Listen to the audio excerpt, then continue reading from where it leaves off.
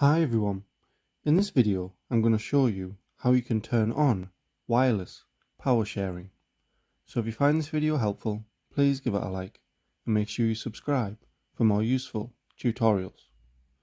So what you'll need to do is open up settings, then scroll down until you see battery, so you just want to click on that, and then again scroll down and you should see wireless power sharing.